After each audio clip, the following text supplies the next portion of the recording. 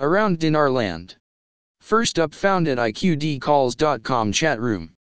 Question to my ladies. Do you still believe the dinar will increase in value? I do think it will increase, just not overnight and not tonight. Cap says the dinar will float on the open market, value based on demand, etc., and no overnight RV. Where is the math to support that? The stabilized agreement with a USD peg is what the dinar is now. There is no math to support a free float at this time with 47 billion in reserves. Seriously, how does that work? Is the dinar international already? Iraq banking system and government are clearly international, but the currency does not trade freely across borders yet. The dinar is a currency. As the currency trades and the GDP increases and Iraq moves from a frontier market to an emerging market, the currency will slowly increase in value. Next up. From Militia Man article.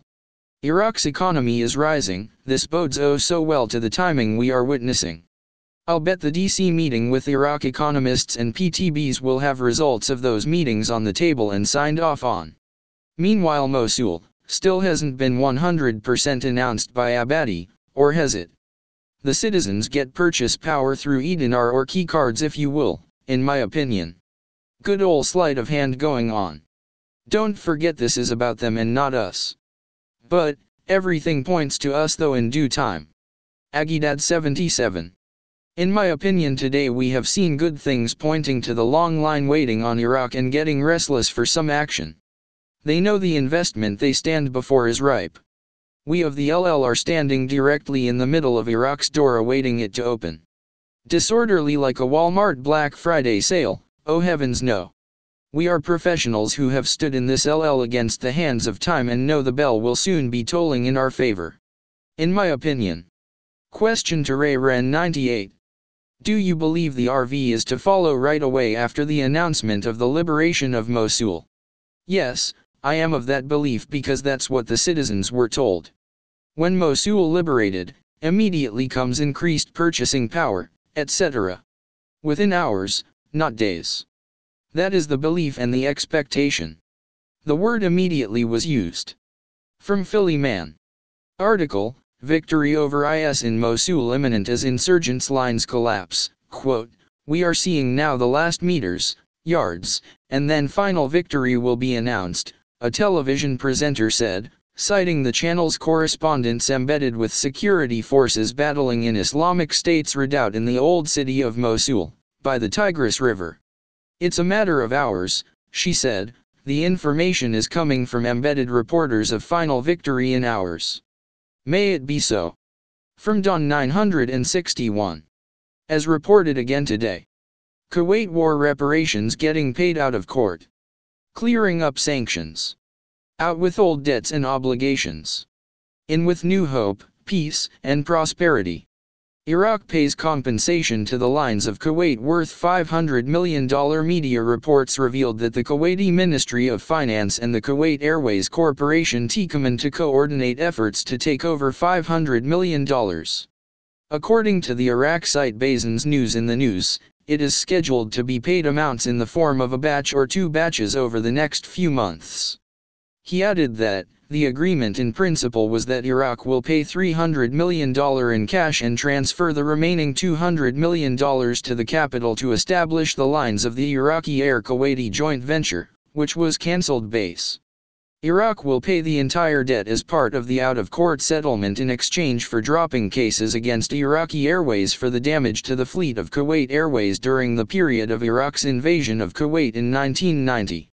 Upstart, Euronews. Iraqi security forces are expected to take full control of Mosul in the next hours as Islamic State's defensive lines collapse, State TV reported on Saturday. Samson, Diyala celebrates the victories of Mosul. The third consecutive day continued to residents of the province of Diyala celebrations, and for the third consecutive day to mark the victories achieved in the liberation of the right-side areas of the city of Mosul. And it swept the streets and wedding markets and raised the scientific and popular Iraq revelers crowd, praising the sacrifices made by the fighters to defend the land and holy sites. Dawn 961, BRICS should promote open world economy. Saturday, July 8, 2017 BRICS countries have warned of persistent downside risks to the global economy ahead of the G20 summit in Germany. Leaders of Brazil, Russia, China, India, and South Africa, namely Michel Temer, Vladimir Putin, Xi Jinping, Narendra Modi, and Jacob Zuma, respectively, met on Friday in Hamburg, Germany, ahead of the G20 summit, BRICS Post reported.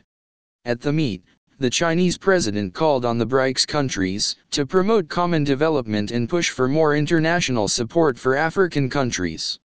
The Chinese leader, who presided over the meeting, also called on the BRICS countries to push for peaceful settlement of regional conflicts and disputes, and to consolidate the role of the G20 mechanism as the premier platform for international economic cooperation. The Indian premier said it is time for BRICS to show leadership in fighting terrorism and playing a major role in the global economy. BRICS has been a strong voice and needs to show leadership on terrorism and global economy. G20 should collectively oppose terrorism financing, franchises, safe havens, support and sponsors, Modi said. In Hamburg, BRICS nations have raised concerns over the pace of the global economic recovery. Uncertainties in the world economy. Major economies should enhance macroeconomic policy coordination and avoid negative spillovers to emerging market economies, a joint BRICS communiqué said. Talks focused on enhancing the voice of developing countries at global forums like the G20. We stress the importance of upholding a more inclusive, balanced and open world economy, creating an enabling environment for the development of economically more developed countries, encouraging human resource development and increasing people-to-people links, so that the benefits of globalization can be shared equally by all countries and peoples, the BRICS statement said. Outside on the streets of Hamburg, thousands of international protesters and activists have taken to the streets to protest against rising inequality. The global economic situation has not improved since the group last met in India last year during the 8th BRICS summit. The BRICS countries urged the G20 to back the implementation of the Paris climate deal in stark contrast to the response from the Trump administration in the US. They also pledged to fight protectionism. We firmly support a rules-based, transparent, non-discriminatory, open, and inclusive multilateral trading system, implementation and enforcement of existing World Trade Organization rules and commitments, and oppose protectionism, the BRICS communiqué said. The BRICS countries have launched a $100 billion development bank, with its headquarters in China and with India holding its first rotating presidency. End report. More at iqdcalls.com.